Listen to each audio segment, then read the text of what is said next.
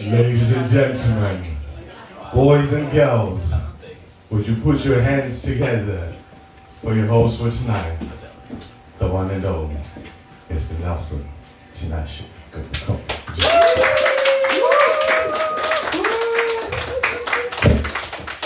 Thank you very much. Thank you all for coming.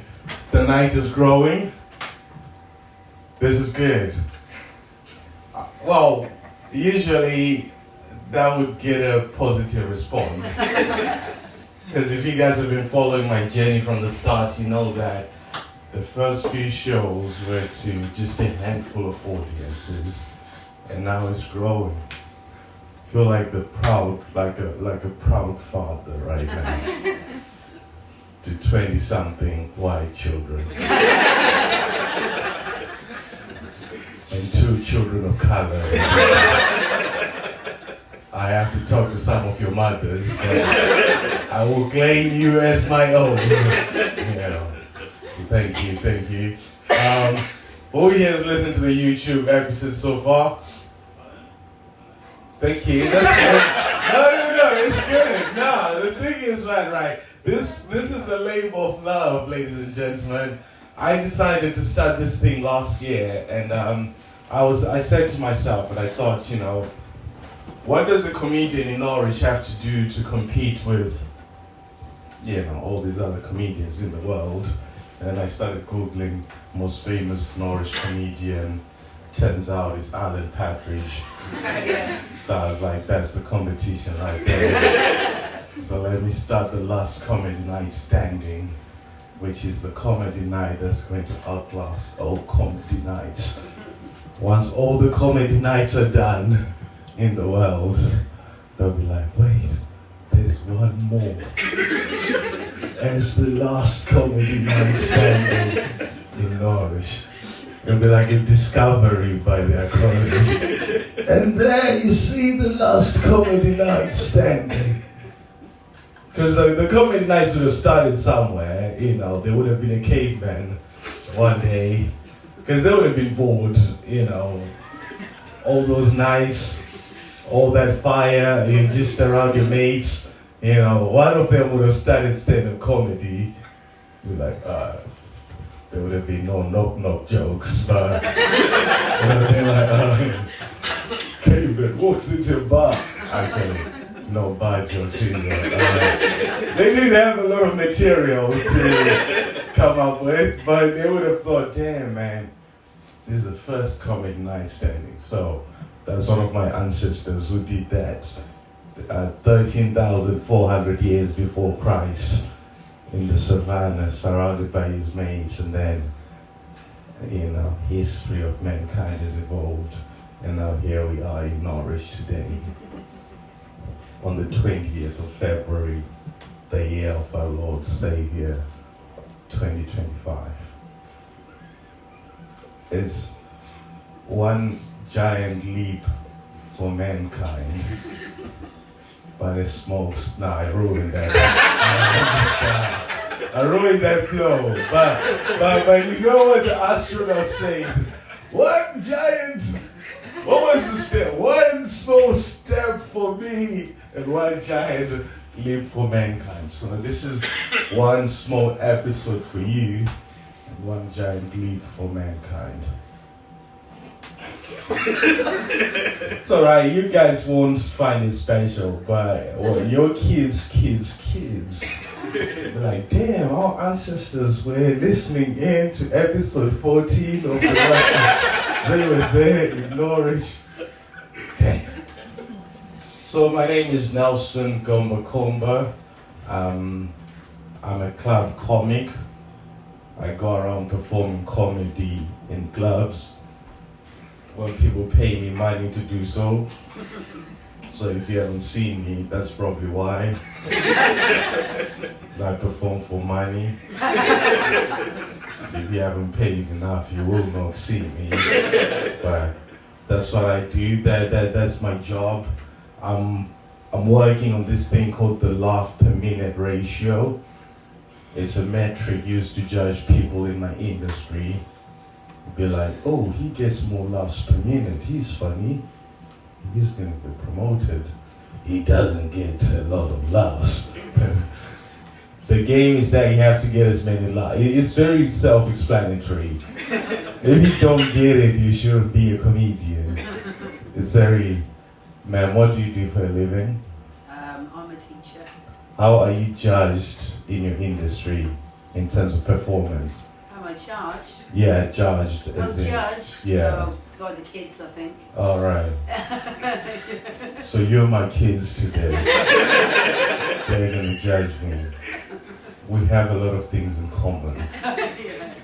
So that's the theme for tonight. I'll be your teacher. People always say, oh, you should prepare jokes for your comedy night, Nelson. People don't like it when you just come up with the theme right in front of them and just start writing the jokes right there. They don't like it. But those people, their comedy nights do not last.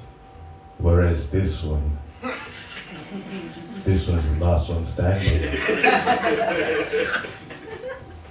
I went to high school in Norwich, actually in Windham, which is outside of Norwich.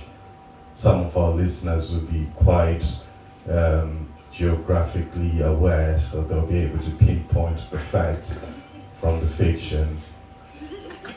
I went to Windham High, not to a Norwich school, so that's one fact. Linking it to the fact that you're a teacher. And as I went to Windham High, you know, every time the teacher read out the register, there'd be excitement. Like she'd skip the boring names. Like, sir, what's your name? Tom. That's a boring name, Tom. She wouldn't care whether you came to school or not. She'd skip all the boring names, and then she'd get to my name, and all the kids would huddle up like a mini-style party.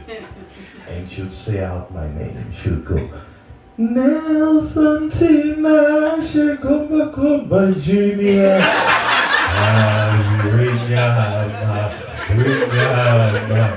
And all the other kids would lift me up like the Lion King. And they start dancing around me like,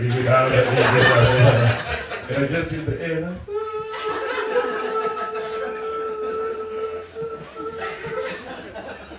we never got any work done. Which is why I'm doing this job right now. At my high school, there were 4 black kids. But the only people that knew there were 4 black kids were the 4 black kids. Everyone just thought it was one black kid was everywhere. Nelson, are you sitting at the science exam? Are you doing playing cricket? Are you sitting at the bus stop? Why are you doing smoking? Like, how come this boy is very fast? He's a fast boy. I'm told I should do crowd work, but I don't like human interaction. I hate it a lot. But the internet says that you need to do it. So I've put a spin to it. Crowd work. Ugh, I know. It's the reason why people don't like sitting in the front rows of comedy shows. They're like, oh, he's gonna pick on me. And on the internet, there's gonna be one video where he's gonna go, hey, so what do you do for a living? And then I'm gonna tell him my job, and then he's gonna go, oh, accountant, blah, blah, blah, blah, blah. That's it. That's 90% of comedy reels right there. And I hate that. But we're gonna have to do that right now because it clearly works. That strategy works. Those guys have way more followers. I am selling out this show. I am doing well, I'll admit it. But the goal is to get to the O2, guys. The goal is to become the biggest comedian to come out of Norwich. And so we need to play every game we have possible. We need to play every algorithm. We need to get as many hashtags. We need to get to tick as many boxes there should be a lesbian on this show. There should be a blind guy on this show. There should be an African kid with no arms and just one eye, just so you can see you, not giving money. That's how diverse we gotta be. Like, that's it. That's it. Gotta have an Asian person who's genderless. Like, they've run out of identity. They've identified everything to the point where they're like, fuck it. I am just everything. You know that's a gender, right? There are people that have tried. I'm not even joking. I'm out of order. No, it's true. Out of all the versions of transitioning you can be, there's a final version in which you can just go, fuck it. Fuck it. I have tried all of this. I am whatever you think is going to come and whatever old thing there was, that's it. I think the sign is like an 8. Shows infinity. It's like these sexual organs identify as... Okay. All right, okay. We need to do some crowd work. Out of interest, is there anyone who's reached that final version of transitioning? Because if they are, that would be quite interesting to do crowd work with them. I want to meet that person. They're like, fuck all these identities. I'm not a mammal anymore. You know, this one is a thing. I'm not even joking. Yeah, like, you can identify so much that you run out of identities. Interesting, isn't it? Yeah. Because I bet that person will have other friends. I'll be like, so, okay, nah, I don't want to do the act out. Because that's how people get cancelled in the future. It's only 2025. We don't know how these jokes are going to sound in 5 years' time. All right, so let's stop there. So, that person must be the hardest person to sell car insurance to. So what do you identify as? I'm the final version. That's a big premium for you, sir. For both men and women and other, you know. All right. I cannot get cancelled on that because that's the final, that's the other. In fact, I am too woke. You know. I am the opposite end. They should look for this podcast because we're very advanced in this. I should do some crowd work. You were the last one to come in. Do you have a watch? No. That's why. Why were you late? The buses. The buses. Quite ironic, isn't it? Transport just is so unreliable. I know, you're waiting for the punchline. I'm working to it, alright? Listen, right? Unless a comedian would start joking about buses here, they're like, hey, so that day I was on a bus and it was late as well. So we held that down. Trying to dig deeper here. So what color bus was it? Blue? Blue. Women are like buses.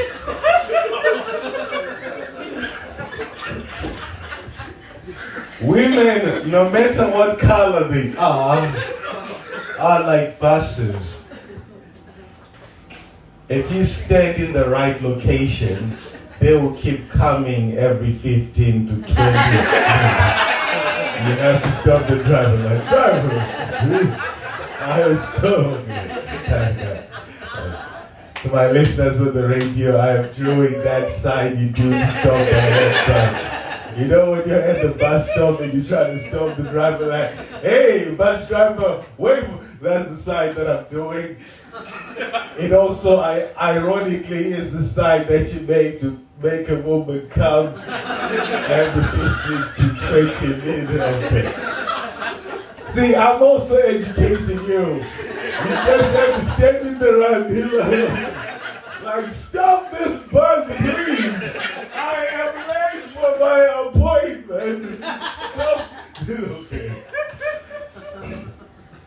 Are there any women that disagree with that joke? Please make your voices not register. According to research, which is quite extensive. Okay. Okay, maybe a bit faster. Hey, okay. Hey, stupid. Is that how you stopped the bus today? Was it late? Because it was raining today. Was it one of them where he didn't really see you, so he had to do that? Okay. That's good.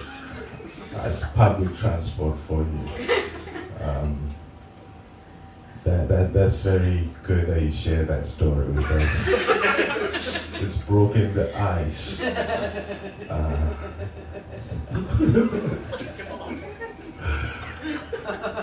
My love-to-minute ratio is really good right now. All right. I've been recording this, and so far, there's been a laugh after every 10 seconds. I am calculating. I have my accountant at the back there. 10 seconds. It's all right. Other comedy nights will give you a break. I am just like, no, let's all do it. Tonight I got 2 performers. We're gonna come in, they're gonna do their sets. We're all gonna it's gonna be a perfect hour of comedy. Then we're all just gonna go home and do drugs. I finished this show in time so we can all go home and do our drugs.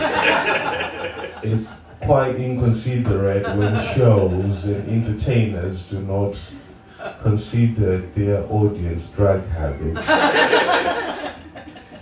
10 p.m., that's the perfect time to do your crack, your whatever drug. Because you don't want to do it at 11, because you got work in the morning. That's too late for that. And any earlier, the kids are still up, so you want to do it at 10 p.m. Let's do these drugs. I know you. People, okay, let's go to the back. The person next to the wardrobe, my eyes are so bad, I don't want to make any assumptions. What's up? Say something. Hi. Something. Hello. What do you do for a living? Alright, okay, that's stupid. No, I'm better than that. Where are you from? Lowestoft. Nice, nice. It's not a very nice place. It's nice that you share this with us. What do you do for a living? I'm project manager. Project manager, very good. How are you judged in your industry in terms of what's the metric? Is there a projects per minute ratio? Projects per minute, yeah. Oh, right. I was just trying to be funny, but don't steal my idea and take it to a workplace, alright? Get promotions based on my, acute observations of the human condition. So what projects do you do then? Websites. Websites, nice, nice. What's your deepest, darkest fear? I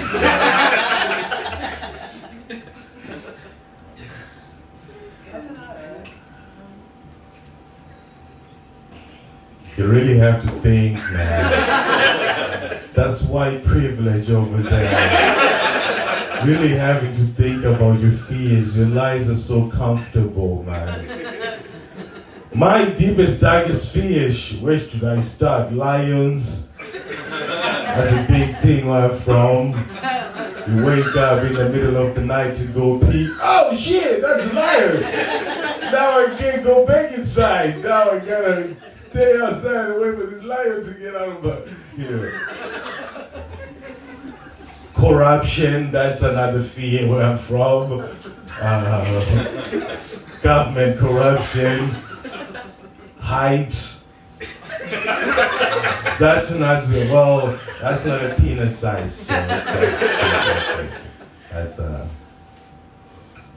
immigration, both types, as in the people that are coming in and the people that also want to come on both sides.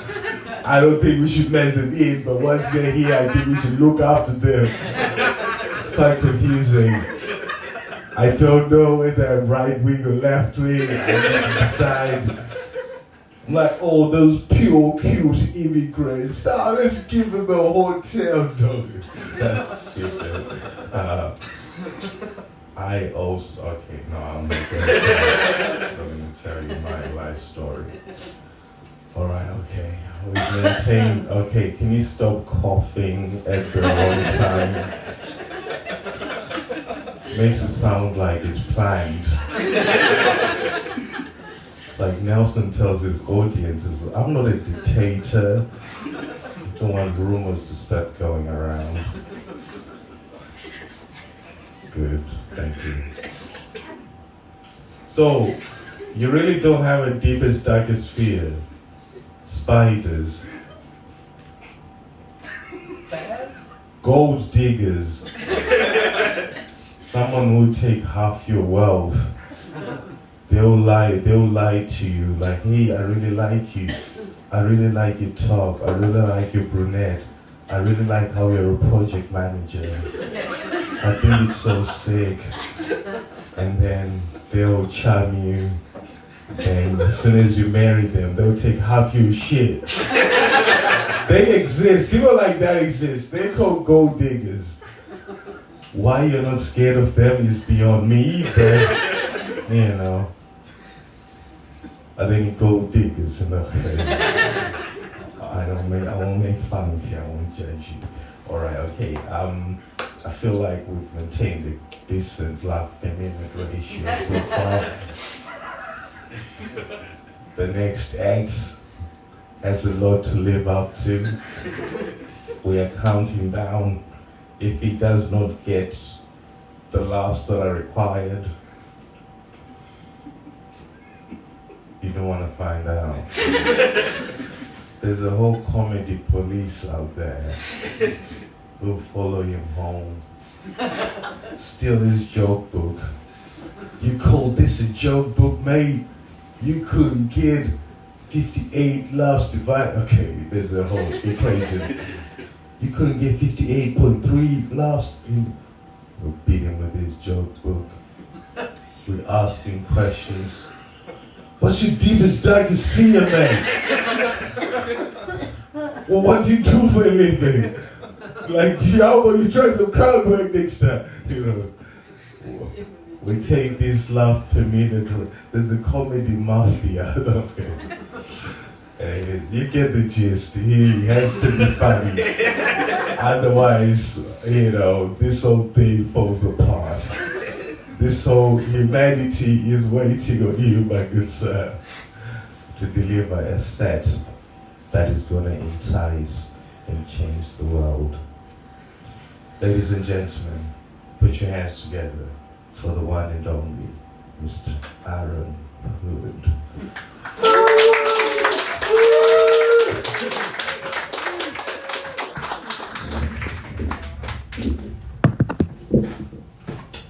I'm Aaron Hood, and I identify as a fucking liability.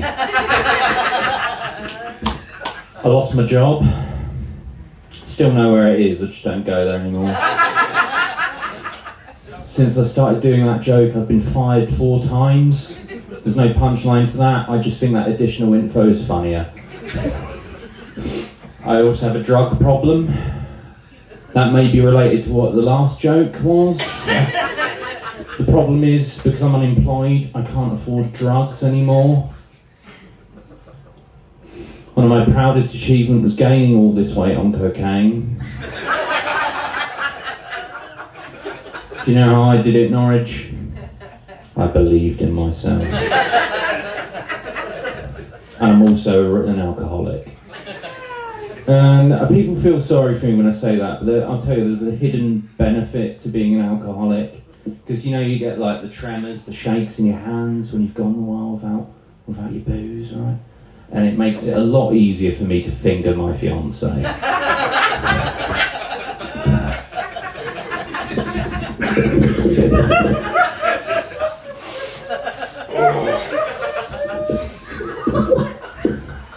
Other autists get, like, the good at maths or sciences one.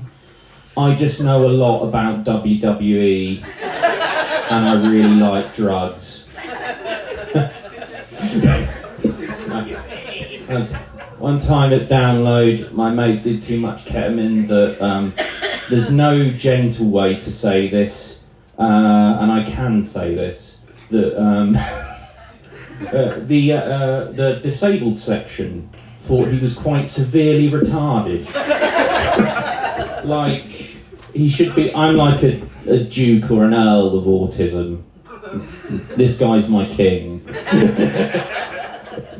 They let us into the section. I was like, oh, where's your badge? I was like, oh, he's just been a handful today.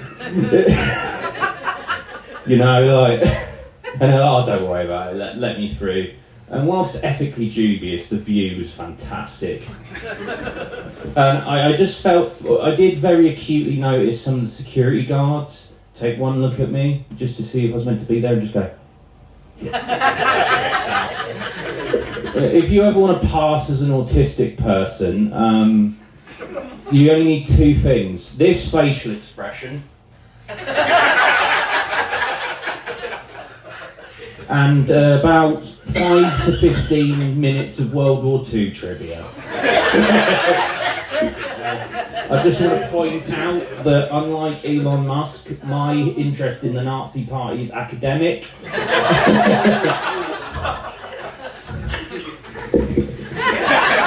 Shit! But with my complexion, hair and eyes, I would have been fine, so... Sorry, Paul. Paul's Jewish, just for context. You know, like, we don't really get a break between him and like, all the incels and murderers and stuff. I was like, can we just have 1 week after Elon Musk where one of my people don't show their arse on a international stage? Enter Kanye West. I was like, I'm autistic, shut your fucking mouth! I really hope that Kanye West gets into the music of Nirvana. Not for their music, but just for Kurt Cobain's exit. If you're sad, I know, I liked his old albums too, but I can't get down with Nazism. Any fans of the Nazis in? Sorry, I'm from Suffolk, it's just good to check. People talk about casual racism in Suffolk, that's called woke libtards over there. Just like, you know, you leave Suffolk when you're finally ready to go pro. I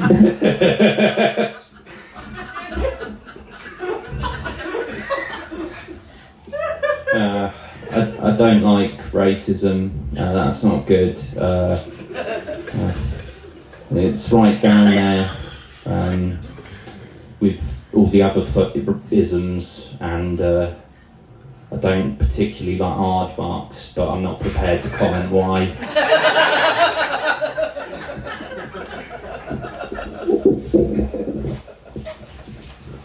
So, as I've mentioned, your boy's got autism. Any fans of autism in? Nice. Any tists in the room? I can't smell any. Alright, if there's any secret autists in the room, this joke's for you. Wom, wom, wom, wom, wom, wom, wom. Shame on you for laughing at it. It was incredibly racist.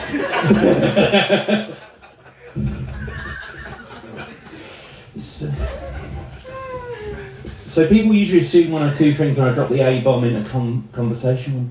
Oh, you must have a bright future in the tech industry or the sciences. I don't. or two, you'd be described on the American news as the lone gunman with no mental health issues. I googled the last 6 of them, to a man, test. Between them and Elon Musk, I don't know who to dislike more. Also, just a little thing, I've never seen a school shooter with noise-cancelling headphones, which would make more sense to me, because you know, I've seen the footage. I've had less challenging wanks, but it just makes them look less cool if they're having to go. You can save like dozens of children's lives by just yelling out numbers in like unsequential order. 148, 415. Stop it! Can I tell you, I haven't had what's called an autistic meltdown for a while, but it's just a more interesting way of saying losing your shit, really, isn't it? I have this thing. Well, you know the plug outlets, right? If something's not plugged in, but the plug is turned on, that makes me probably more angrier than Nazis, to be honest. And I'm just sitting there, round a friend, and I catch it, like the ugliest clitoris you've ever seen, begging to be prodded. And I'm full of vicious rage, like I've never felt in my life. And eventually it's too much. I'd like to say I held out for like an hour, 2 hours. It's probably about 7 or 8 minutes. And I was just like, what the fuck is this? Fix it! Fix it now! That's incorrect. I'm usually quite a chill dude. It just depends what day you catch me. I've been playing this little game with my girlfriend, right, where I go off my mental health medication and I wait until she notices. Surprise, bitch! Yeah. I should say my fiance now. She's got that promotion. She's been with me for 6 years. Like, she got a short sentence. She just fucking murdered someone. But to be fair, they were asking for it. They kept leaving their plugs. I can't even. I'm good with the words, right? I'm not a maths test. I'm a words test, as evident from this. But like, I can't convey to you how angry that makes me. And I'm labouring this point, but this is for me. If you do that, you are worse than Nazis. To me. Right, yeah. We've done that, right? So yes, you should be scared of autism. You should be. We're everywhere. We're taking over. We write most of your technology. Judging by my friends and former partners, we make quite a lot of your porn. We also watch quite a lot of the porn. I think I've completed the porn. I watched one called Tracy's First Anal, right? It definitely wasn't. It's probably why I have trust issues. Yeah, just like completed it. I'm just leaving reviews now, like, Backdoor Sluts 9 just has lost the magic of the franchise. His cock may be in her arsehole, but his heart's not in his performance. So I tried phone sex recently. It's been about 2 weeks, it's still stuck up there. Hold on, I'm getting a text.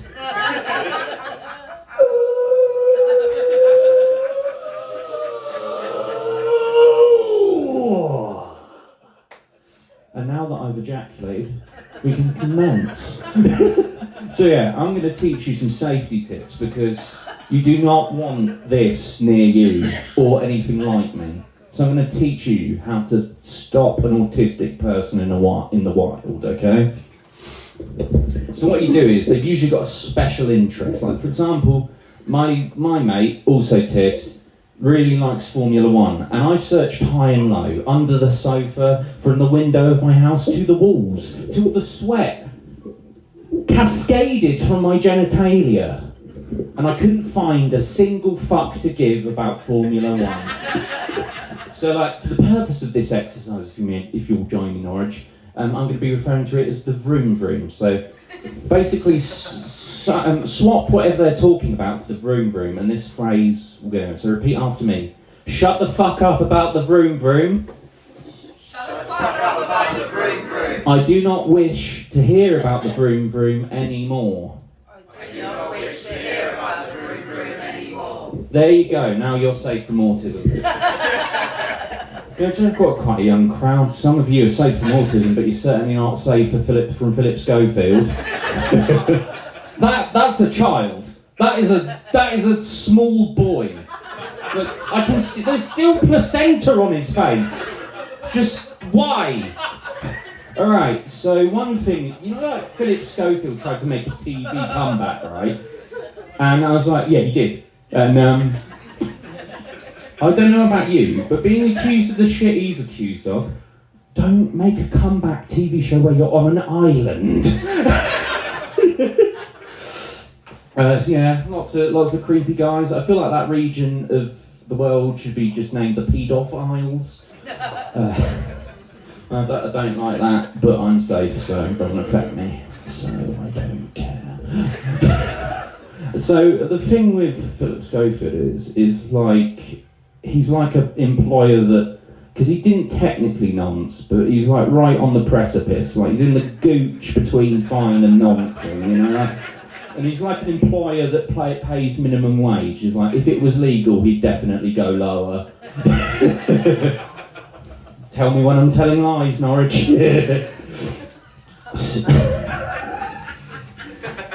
So we'll pass the paedophilia section of the show. I don't like that. It's a bit childish, isn't it? I've got last year I got a hand job from a little person in Tesco. Every little helps. I cannot conceptualise you two how enormous I felt during that hand.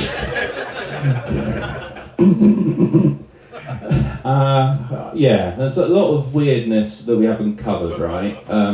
Like when I go fully, like, there's a reason I have to take the meds, right? Because at a manic episode at the Download, the music festival, where I went so far up that I thought I was Poseidon. I'm not Poseidon, I'm Aaron. But if you ask nicely, I will poke you with my trident. So I'm gonna treat you to the greatest hits of that mental breakdown, if I may. May I? Yes. Sweet. I cause whirlpools with whisper. Tsunamis with a shout! Here is my handle. Here is my spout. You dare look Poseidon in the eyes. I cast Atlantis to the depths for its arrogance, and I turned it into a web of spoons. All shall love me and despair.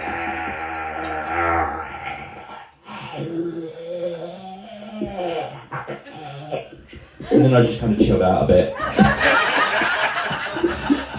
I just thought that why would Poseidon, the ancient Greek god of the sea, choose to look like the assistant manager of a Curry's PC World? Or someone who's lost a considerable amount of money at the Greyhound track? For the people listening in, it would be funnier if you were here. So, like, there's a lot of, back on the subject of dirty old man, because that's how my brain works. It's not waffling, it's conversational jazz. Like a lot of dirty old man, it's always sexual, always weirdly sexual. I feel like if I had that power, I wouldn't abuse it for that. I'd abuse it for really silly stuff. Like, yeah, if you want that part in the movie, you have to go to Kettering and take a picture of a lesbian eating a quiche. Well done. Next, you have to follow J.K. Rowling round all day, calling her a man. J.K. Rowling, was great. No one here is going to check if you're using the right toilet, because that's kind of what she wants to do with her life now, apparently. Well done. People need hobbies. She should have picked up, like, croquet or something, I suppose. But there's just a weird debate in our culture. I don't know, you know, what is a woman? What is a woman? And like, anyone who feels the need to cover their drink when you enter an establishment, mate. Alright, nothing, fair enough. Conversational jazz, we pivot to something else. So I once got a black eye at a glory hole.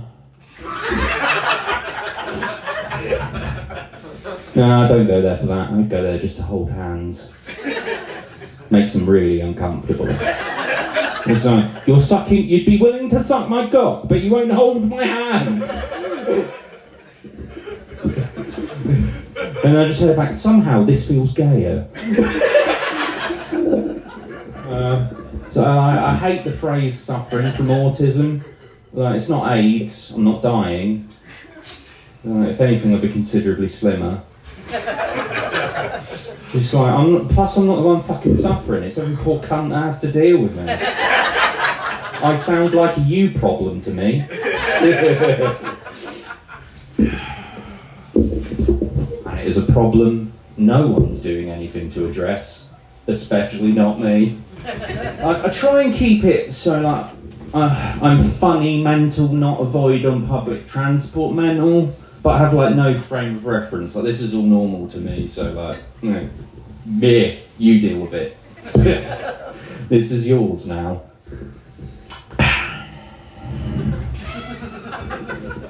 So does anyone else like glory holes? Or do you prefer to look into the eyes of the person you're disappointing? Whatever you're into, I'm not here to judge. I'm not in a position to. How long have I got, bud? Wrap up? Yeah, nice. Goodbye.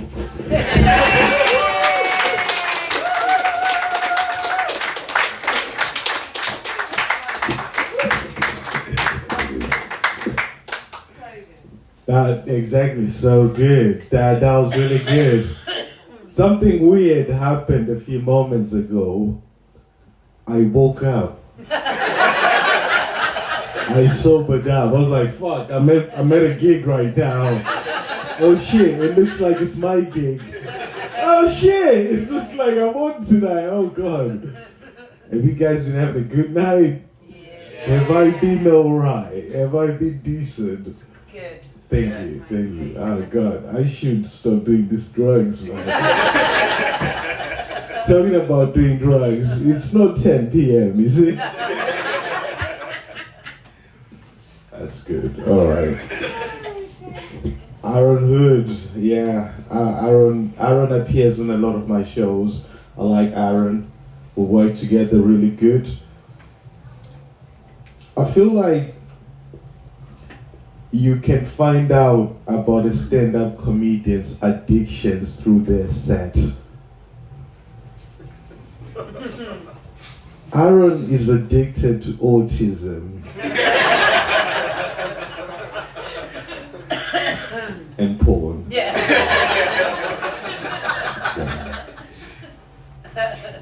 It's gone now. Oh. I guess he probably already knows. You know, I'm not revealing information that he's not unaware of now. Does anyone in here watch Fake Taxi? Don't worry about it if you don't know. You're fine. Don't worry about it. No, don't worry about it. Don't worry about it. No, don't. Just trying to, no. I'm just trying to find out Aaron's fans. Yeah. Because there's a bunch of liars in here tonight. I watch so much Fake Taxi, I know the directions in London right now.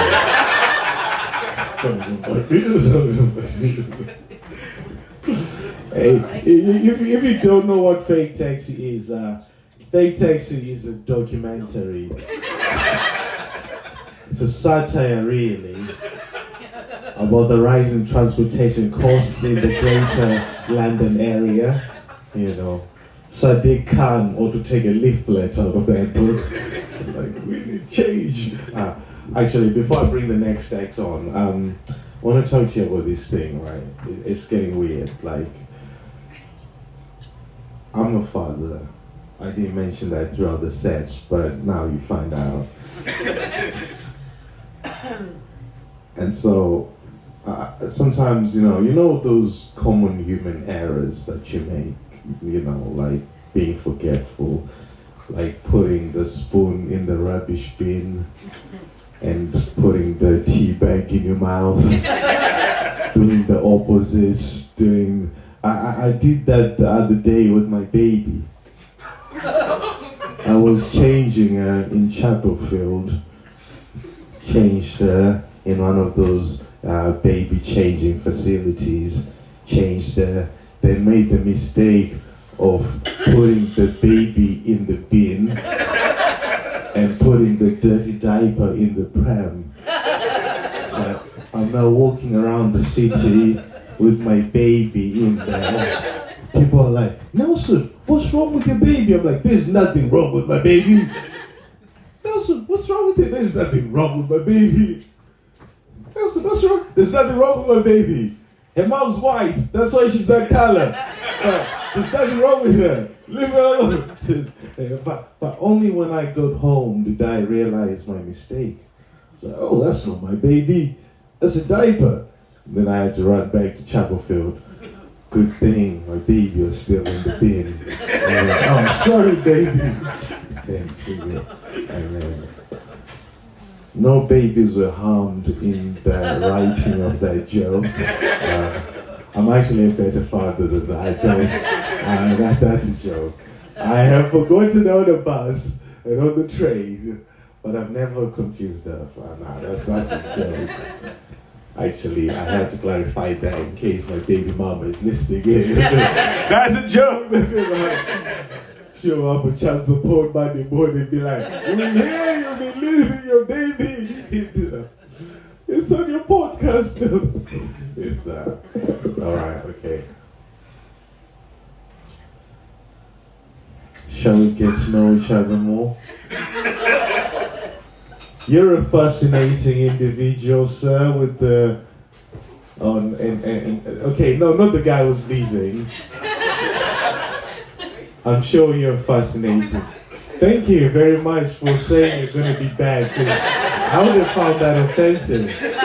Like, damn, what?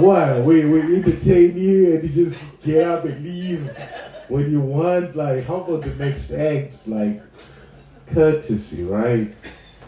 But I wasn't talking about you, sir. I was talking about the gen. Yeah, you look very cool, man. What is it about you? Do you sell coffee? I don't know. Are you a surfer? I do surf, yeah. Are you a rock climber? Not all the time, no. Are you into rock music? I'm not, no. Oh, man. Do you sell fancy breakfast on a shovel? I don't know. I'm trying to work out if you're a hipster or... Well, what do you do, sir? I'm an excavator operator. Excavator operator.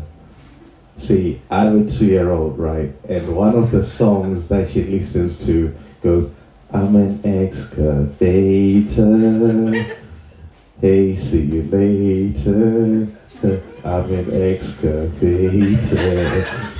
That's one of the songs she listens to. So now I'm just picturing you operating a toy excavator. Because I've actually never seen a real life excavator. Some jobs I didn't think existed until I became a father. And then I'm watching these kids' programs and I'm like, damn, that's a job. This is an excavator. Wow. So if my daughter was at that age, I tell her today I met an excavator. She'd be so excited, but she's not at that age yet. She can say sentences, but she doesn't know what they mean yet. Like, she'll start a sentence and it's just messy. She's learning to talk. It's not she's 2. So that's where what she's meant to do according to scientists and behavioral psychologists. So if she's like that at 14, I'll be like, hey, you're an excavator. Crazy. Because I gotta love her the way I'm a good father, you know. We're meant to just keep you here for an hour, ladies and gentlemen. So we're gonna bring on the final act. It's one of my favorite people on the circuit. I know I say that about every comedian, but this guy is special. Ladies and gentlemen, put your hands together for the one and only Paul Strangleman!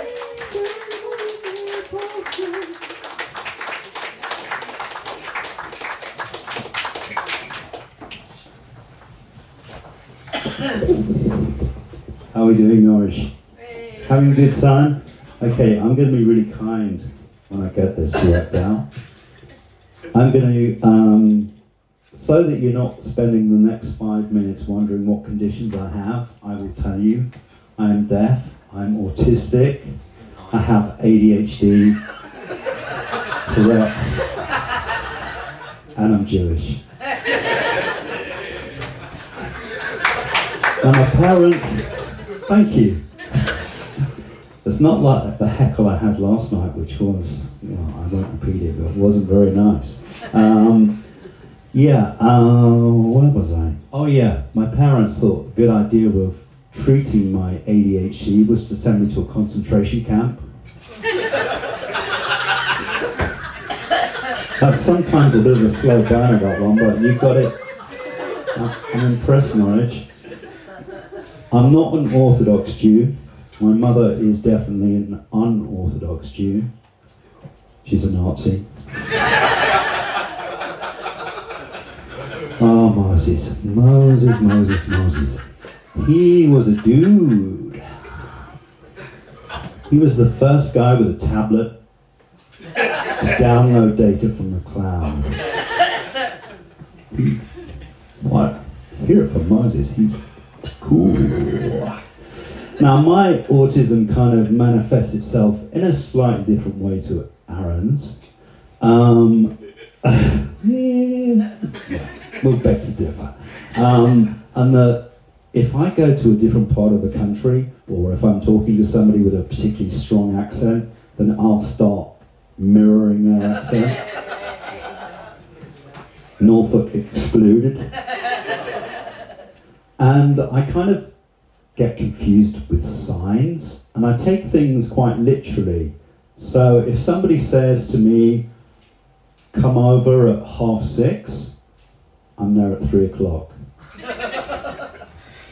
Think about it.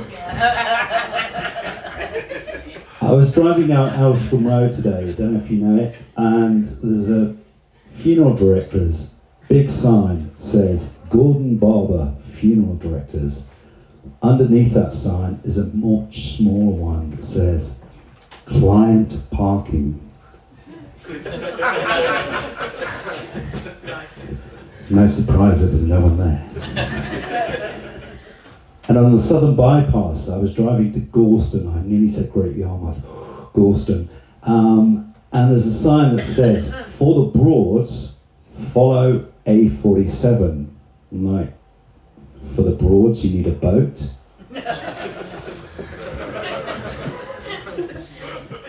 But yeah, I've recently been diagnosed with another condition, and that I'm ambidextrous. Everyone knows what that is, yeah.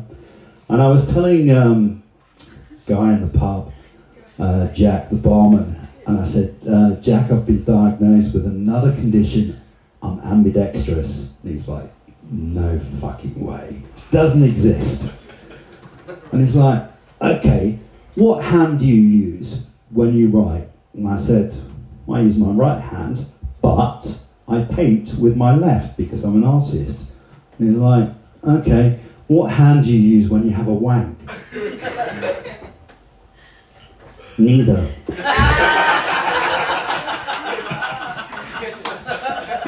I hate storms.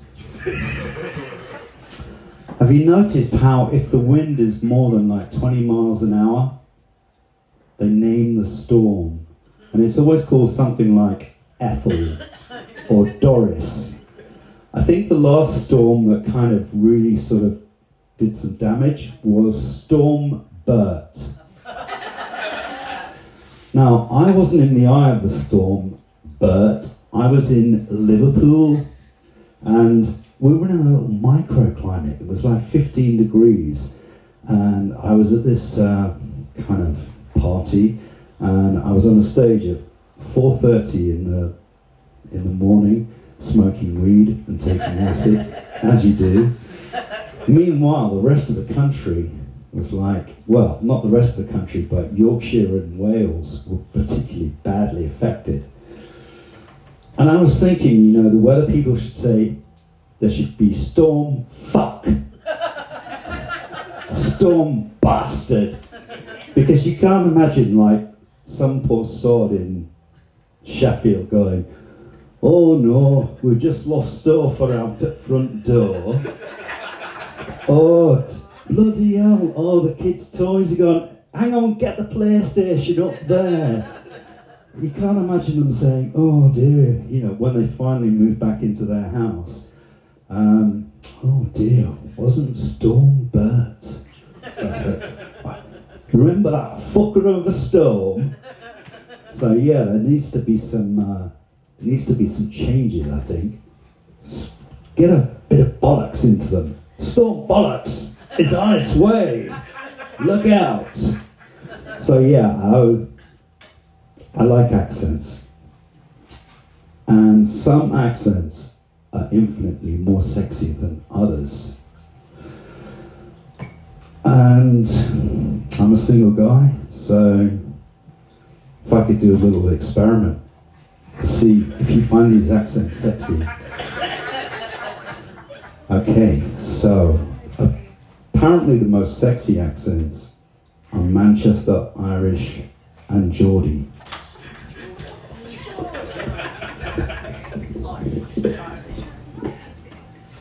Like the Irish? Yes. Okay, suitably sexy material. Sexy material. Sexy material. Oh, Anna, what I could do to you. You're very beautiful, Anastasia. I can't wait to be inside you. Show me how you pleasure yourself.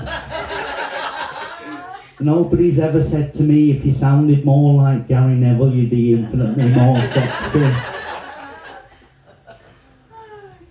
Okay, Irish. Oh, Anna, what I could do to you. You're very beautiful. I can't wait to be inside of you. Show me how you pleasure yourself. And finally, the sexiest. Oh, Anna, what I could do to you. You're very beautiful. I can't wait to be inside of you. Show me how you pleasure yourself. Pet. Now, people of Norwich, there does seem to be a glaring omission. The Norfolk accent doesn't get a look in. We will rectify that. This is where I channel my friend Joe. Joe is living the dream. He has a house on the Mile Cross. You know him? I know him. Oh God. I'm Saf's mate. Of course you are. Yeah. Yeah. I know, I can vouch for it. And do you know what she says? She said, I bet you fucking do, Joe, don't you? And I said, no, I channel Joe. Only Joe can do Joe. And she said, whatever you do, don't fucking tell him, because I'll never hear the fucking end of it. So this is where I channel Joe. As I say, he's living the dream and he's got a house in the White Cross and a caravan at Hemsby, at least he did have this morning. It's probably somewhere over halfway to Holland at the moment. So, you'll find, is this a Joe? Oh, Anna, what I could do to you. You're very beautiful. I can't wait to be inside of you. Show me how you pleasure yourself. Don't be coy, Anna, show me. Have we got time for a story? Okay. I'm going to tell a little story about Glastonbury. This is a true story. Actually, it is a true story. Because last year, I don't know if you watched Glastonbury, Shania Twain. Shania Twain, normally when she performs You're the One, she performs it on horseback. And every year I go to Glastonbury because I just do get free tickets, so I go. And I was okay. I've shagged the guitarist. That's how I got free tickets. And Shania was like, I want to have a horse on stage. And I know a few people in the racing industry, so I spoke to a trainer and said, have you got a really kind of mellow horse that Shania Twain could ride on stage? And they were like, yeah. So Shania, me and Shania and the guitarist went out to check out the horse. Shania got on the back of the horse and it was calm. We played like really loud music and it was fine. We had the horse backstage. Shania was all ready to go on. Some arsehole from the BBC was like, ooh, we'll get complaints from health and safety and animal liberation people. So it never happened. So that's my story that it could have been, I could have got Shania Twain on horseback. No, it was a guitarist I had on horseback. No, sorry, that's a completely different story. No, I could have had Shania Twain on horseback at Glastonbury, but it didn't happen. Maybe it will another year. Okay. In the words of the comic genius, Sir Billy Connolly, it's been lovely talking with you. Don't follow him on Instagram, he's got millions of followers. If you want to laugh, follow me on Instagram. As Ed will testify, it is shit. I am shit at social media, so I'm going to be tapping up all the people that are boffins because I can just about send a text message. So as I say, you've been a lovely audience. Thank you very much.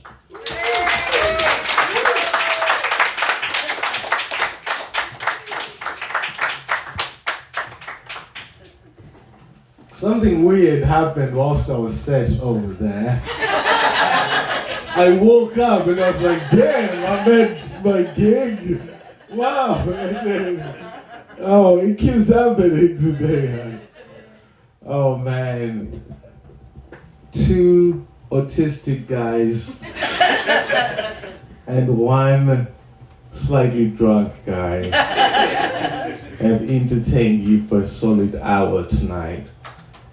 A solid hour. We have evidence as well, should you try to get your money back. Like, no, they were laughing the whole time.